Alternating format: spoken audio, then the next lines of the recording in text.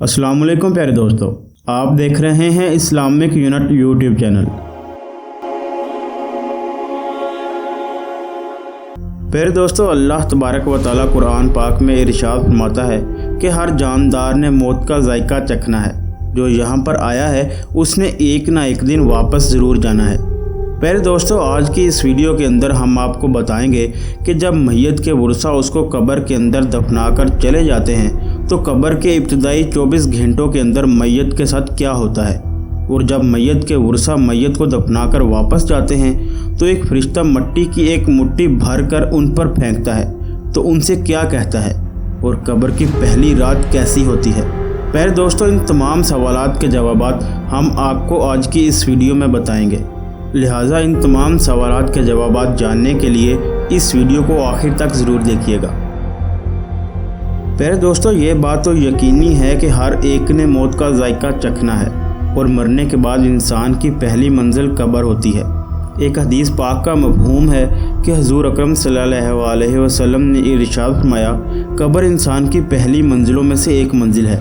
अगर इंसान इसमें कामयाब हो जाए तो आगे की सारी मंजिलें आसान हो जाती हैं, और अगर इंसान इस मंजिल में फंस जाए तो आगे की सारी मंजिलें भी ख़राब हो जाती हैं।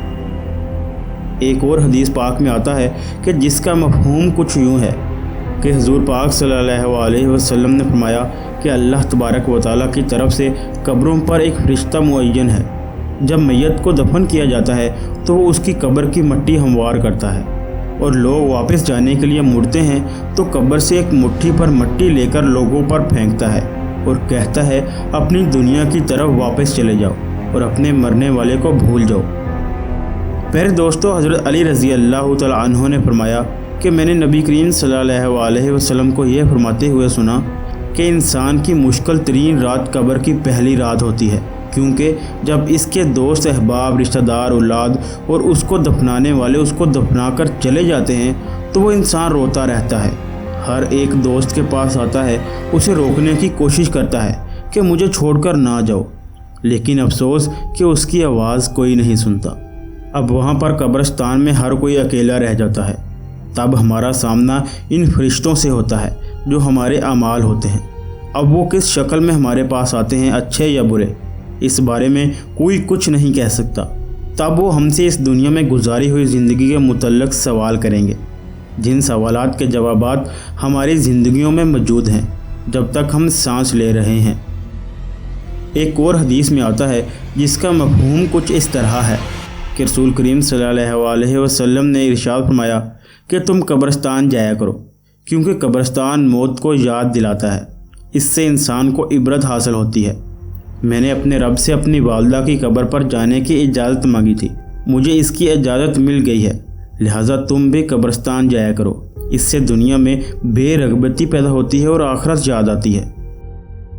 इसी तरह हज़रत सईद बिन मुसैब रज़ी अल्लाह तआला अन्हु फरमाते हैं कि एक मरतबा हम मौलाए कायनात शेर खुदा हज़रत अली रज़ी अल्लाह तआला अन्हु के हमरा मदीना मुनव्वरा के कब्रिस्तान गए। हज़रत अली रज़ी अल्लाह तआला अन्हु ने कब्र वालों को सलाम किया और फरमाया, ए कब्र वालो, तुम अपनी कब्र के बारे में बताओगे या हम तुम्हें बताएं। हज़रत सईद बिन मुसैब रज़ी अल्लाह तआला अन्हु फरमाते हैं कि हमने कब्र से वालेकुम अस्सलाम रहमतुल्लाहि व बरकातुहू की आवाज़ सुनी, और कोई कहने वाला ये कह रहा था कि ए अमीरुल मोमिनीन, आप ही खबर दीजिए कि हमारे मरने के बाद दुनिया में क्या हुआ। हज़रत अली रज़ी अल्लाह तआला अन्हु ने इरशाद फरमाया, सुन लो, तुम्हारे माल तकसीम हो गए, तुम्हारी बीवियों ने दूसरे निकाह कर लिए, तुम्हारी औलाद यतीमों में शामिल हो गई, जिस मकान को तुमने बहुत मजबूत बनाया था उसमें तुम्हारे दुश्मन आबाद हो गए। फिर हज़रत अली रज़ी अल्लाह तआला अन्हु ने इरशाद फरमाया, अब तुम अपना हाल सुनाओ। ये सुनकर एक कब्र से आवाज़ आने लगी, ए अमीरुल मोमिनीन, हमारे कफन फट कर तार तार हो गए हैं, हमारे बाल झड़कर मुंतशिर हो गए हैं, हमारी खालें टुकड़े टुकड़े हो गई हैं, हमारी आंखें बहकर रुखसारों पर आ गई हैं, और हमने जो नेक अमाल किए थे उनको पाया, जो कुछ पीछे छोड़ा उसमें हमारा नुकसान हुआ। प्यारे दोस्तों, रवायात में आता है कि जब मुर्दे को कब्र में रखा जाता है तो उसकी नमाज उसके दाएं तरफ आकर खड़ी हो जाती है, रोज़ा उसके बाएं तरफ खड़ा हो जाता है, कुरान पाक की तिलावत और अल्लाह तबारक व तआला का ज़िक्र उसके सर की तरफ आकर खड़ा हो जाता है, اور جماعت کے ساتھ نماز پڑھنے کو جو قدم چلے تھے وہ پاؤں کی طرف کھڑے ہو جاتے ہیں۔ جب عذاب اس قبر میں اپنی گردن نکالتا ہے اور مردے تک پہنچنا چاہتا ہے، اگر وہ دائیں طرف سے آتا ہے تو اس کو نماز کہتی ہے کہ پرے ہٹ جا۔ خدا کی قسم، یہ شخص دنیا میں بہت مشقت اور مصیبت اٹھاتا رہا ہے، ابھی اسے آرام کرنے دو۔ پھر عذاب بائیں طرف سے آنا چاہتا ہے تو روزہ اسی طرح اس کو ہٹا دیتا ہے۔ پھر وہ سر کی طرف سے آنا چاہتا ہے تو تلاوت قرآن پاک اور ذکر الہی اس کو روک دیتے ہیں اور اسے کہتے ہیں ادھر تیرا راستہ نہیں ہے۔ غرض یہ کہ وہ جس طرف سے بھی آنا چاہتا ہے اس کو راستہ نہیں ملتا، لہٰذا وہ عذاب عاجز اور کمزور ہو کر واپس چلا جاتا ہے۔ اور اس کے بعد صبر جو ایک کونے میں کھڑا ہوتا ہے وہ ان عبادات سے کہتا ہے کہ میں تو اس انتظار میں تھا کہ اگر کسی طرف کی عبادت میں کچھ کمزوری ہو تو میں اس کی طرف سے ہمدردی کروں گا، مگر الحمدللہ تم نے ہی مل کر اس کو دفع کر دیا، لہٰذا اب میں اعمال تولنے کے ترازو میں اس کے کام آؤں گا۔ پہلے دوستو، جب میت کو قبر میں دفنا کر اس کے ورثاء چلے جاتے ہیں تو قبر میں دو فرشتے جن کو منکر اور نکیر کہا جاتا ہے میت کے پاس آتے ہیں، جن کی آنکھیں بجلی کی طرح چمکتی ہیں اور آواز گرج کی طرح ہوتی ہے۔ ان کے دانت گائے کے سینگوں کی طرح باہر کو نکلے ہوتے ہیں، ان کے منہ سے آگ کی لپٹیں نکلتی ہیں، بال اتنے بڑے ہوتے ہیں کہ پاؤں تک لٹکے ہوتے ہیں، ان کے ایک کاندھے سے لے کر دوسرے کاندھے تک کا اتنا فاصلہ ہوتا ہے کہ کئی دن تک چل کر مسافت کو ختم کیا جا سکتا ہے، اور مہربانی اور نرمی ان کے پاس نہیں ہوتی، لیکن مومنوں کے ساتھ یہ سختی کا معاملہ نہیں کرتے۔ لیکن پھر بھی ایسی ڈراؤنی شکل و صورت کی ہیبت کم ہے کیا؟ پہلے دوستو، ان دونوں کے ہاتھ میں ایک بہت بڑا لوہے کا ہتھوڑا ہوتا ہے، اور اس ہتھوڑے کو اگر تمام دنیا کے جن اور انسان مل کر اٹھانا چاہیں تو اٹھانا تو درکنار، اس کو ہلا بھی نہیں سکتے۔ وہ آ کر مردے سے کہتے ہیں بیٹھ جا۔ مردہ ایک دم بیٹھ جاتا ہے اور کفن اس کے سر سے نیچے سرک جاتا ہے۔ وہ سوال کرتے ہیں تیرا رب کون ہے؟ تیرا دین کیا ہے؟ تیرا نبی کون ہے؟ اگر مردہ نیک اور مسلمان ہوتا ہے تو کہتا ہے میرا رب اللہ تبارک و تعالی ہے جو وحدہ لا شریک ہے، میرا دین اسلام ہے، میرے نبی حضرت محمد مصطفیٰ صلی اللہ علیہ وسلم ہیں۔ یہ سن کر وہ دونوں کہتے ہیں تو نے سچ کہا۔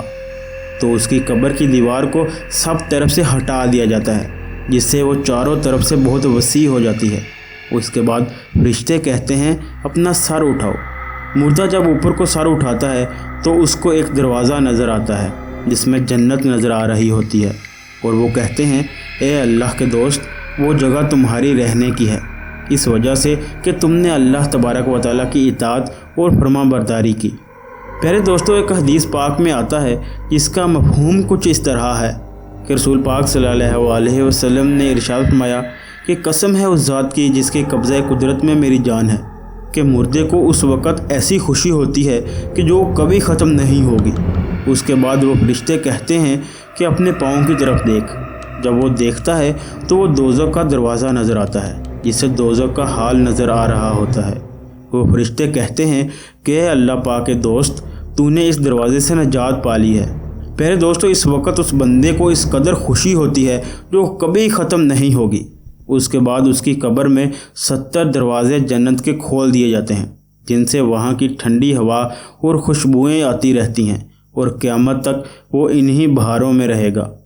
پہلے دوستو، کیسی خوش نصیب ہوگی وہ روح جس کے ساتھ اللہ تبارک و تعالیٰ اپنی مہربانی اور رحم و کرم کا سلوک فرمائے گا۔ پہلے دوستو، یہ تو وہ سلوک تھا جو اللہ تبارک و تعالیٰ کے نیک بندے اور مومن کے ساتھ کیا جائے گا۔ اب بات کرتے ہیں کہ کافر اور بدکار کے ساتھ کیا سلوک کیا جائے گا۔ پہلے دوستو، جب اس نافرمان، فاسق اور فاجل بدکار شخص کو قبر میں رکھا جاتا ہے تو یہ قبر اس پر تنگ ہو جاتی ہے اور اس کی ایک طرف کی پسلیاں دوسری طرف کی پسلیوں میں گھس جاتی ہیں۔ اس پر کالے سانپ مسلط کر دیے جاتے ہیں جو اس کی ناک اور پاؤں سے کاٹنا شروع کرتے ہیں، یہاں تک کہ درمیان میں دونوں طرف کے سانپ آ کر مل جاتے ہیں۔ پھر اس کے پاس دو فرشتے جن کا نام منکر اور نکیر ہوتا ہے، وہ قبر میں آتے ہیں۔ وہ آ کر پوچھتے ہیں تیرا رب کون ہے؟ تیرا دین کیا ہے؟ تیرا نبی کون ہے؟ وہ ان پر ہر سوال میں جواب دیتا ہے کہ میں کچھ نہیں جانتا۔ پھر وہ فرشتے اس کو اس قدر زور سے مارتے ہیں کہ ان کے گرس کی چنگاریاں قبر میں پھیل جاتی ہیں۔ اس کے بعد وہ فرشتے اس کو کہتے ہیں کہ اوپر دیکھ۔ وہ اوپر کی طرف دیکھتا ہے تو جنت کا دروازہ نظر آتا ہے۔ جنت کے باغ و بہار وہاں سے اس کو نظر آتے ہیں۔ فرشتے اس نافرمان سے کہتے ہیں کہ اللہ پاک کے دشمن اور نافرمان، اگر دنیا میں تو اللہ تبارک و تعالیٰ کی اطاعت اور فرمان برداری کرتا تو یہ تیرا ٹھکانہ ہوتا۔ پیارے دوستو، ایک حدیث پاک کا مفہوم ہے کہ رسول پاک صلی اللہ علیہ وسلم نے فرمایا کہ قسم ہے اس ذات کی جس کے قبضہ قدرت میں میری جان ہے، کہ اس وقت اس شخص کو ایسی حسرت ہوتی ہے کہ اس جیسی حسرت پھر کبھی نہیں ہوگی۔ اس کے بعد پھر دوزخ کا دروازہ کھولا جاتا ہے اور وہ فرشتے کہتے ہیں کہ اللہ تبارک و تعالیٰ کے دشمن، یہ تیرا ٹھکانہ ہے، اس لیے کہ تو نے اللہ تبارک و تعالیٰ کی نافرمانی کی۔ پھر جہنم کے 70 دروازے اس کی قبر میں کھول دیے جاتے ہیں، جس سے قیامت تک گرم ہوائیں اور دھواں اس کو آتا رہتا ہے۔ پیارے دوستو، قبر کا یہ معاملہ بڑا ہی سخت معاملہ ہے۔ حضور نبی کریم صلی اللہ علیہ وسلم نے فرمایا کہ قبر تمام فتنوں سے بڑھ کر بڑا فتنہ ہے۔ ہمیں چاہیے کہ ہم اللہ تبارک و تعالیٰ کی نافرمانی سے بچیں اور نیک اعمال کریں، اور اس کے ساتھ ساتھ قبرستان بھی جایا کریں تاکہ ہمیں بھی اپنی موت کی یاد آتی رہے اور ہم موت کو یاد کر کے اس دنیا سے بے رغبتی اور آخرت کی تیاری کرتے رہیں۔ پیارے دوستو، اللہ تبارک و تعالیٰ سے دعا ہے کہ اللہ تبارک و تعالیٰ ہمیں نیک اعمال کرنے اور گناہوں سے بچنے کی توفیق عطا فرمائے اور اپنے برگزیدہ بندوں کی لسٹ میں شامل فرمائے، اور اس کے ساتھ ساتھ ہمیں اپنی قبر اور اپنی آخرت کی تیاری کرنے کی توفیق عطا فرمائے۔ آمین یا رب العالمین۔ پیارے دوستو، یقینی طور پر اس ویڈیو نے آپ کے علم اور ایمان میں ضرور اضافہ کیا ہوگا۔ اگر یہ ویڈیو آپ کو پسند آئی ہے تو اس ویڈیو کو لائک کیجئے اور اپنے دوستوں اور رشتہ داروں کے ساتھ شیئر بھی کیجئے، اور اگر آپ اسی طرح کی اسلامی معلومات میں دلچسپی رکھتے ہیں تو ہمارے اس چینل کو سبسکرائب بھی کر دیں تاکہ اس طرح کی مزید اسلامی معلوماتی ویڈیوز آپ تک بر وقت پہنچتی رہیں۔ اللہ پاک آپ سب کا حامی و ناصر ہو۔ خدا حافظ۔